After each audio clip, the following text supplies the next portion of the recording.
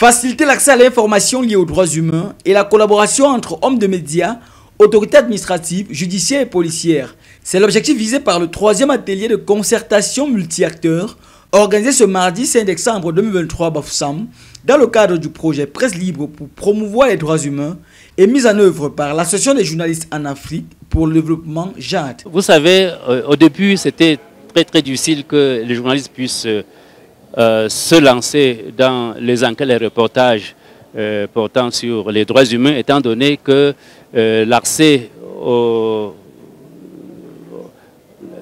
fonctionnaires de police, de la gendarmerie, aux magistrats était assez difficile.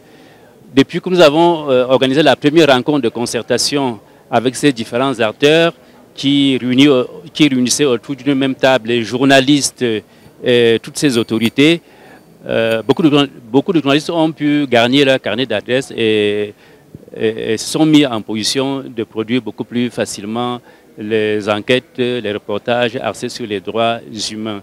Un atelier qui a permis de présenter les différents bilans de la 3e enquête sur l'espace accordé aux droits humains dans les médias camerounais et de constater une évolution, quoique timide, des sujets autour des droits de l'homme. Il y a une évolution timide, mais l'évolution est réelle, étant donné que vous allez vous rendre compte que très régulièrement, nous avons des reportages. À la 3e année de ce travail, nous sommes satisfaits étant donné que, comme le montrent les enquêtes, la présence des informations orientées sur les droits humains est de plus en plus effective dans nos différents médias, qu'il s'agisse de la presse écrite, de la radio ou bien de la télévision. Presse écrite, radio et télévision, les sujets liés aux droits humains intéressent de plus en plus les journalistes au regard de cette 3e enquête. Si on fait la moyenne, tous médias confondus, on se rend compte qu'en 2020, tous médias confondus, les informations de droits humains représentaient 2,26%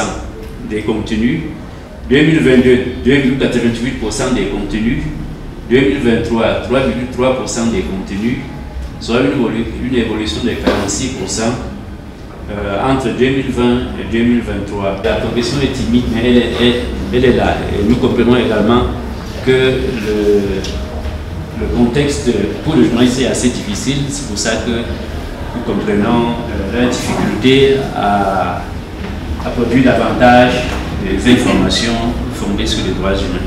Les travaux en mini-groupe ont ainsi permis de dégager un ensemble de problèmes à l'origine de la fracture entre journalistes et responsables administratifs et d'envisager des pistes de solutions pour briser le mur de méfiance entre ces deux bornes et permettre un accès plus facile à l'information aux hommes de médias. Ça a été un atelier très riche qui nous a permis de comprendre les difficultés que rencontrent les hommes des médias sur le terrain pour avoir accès à l'information.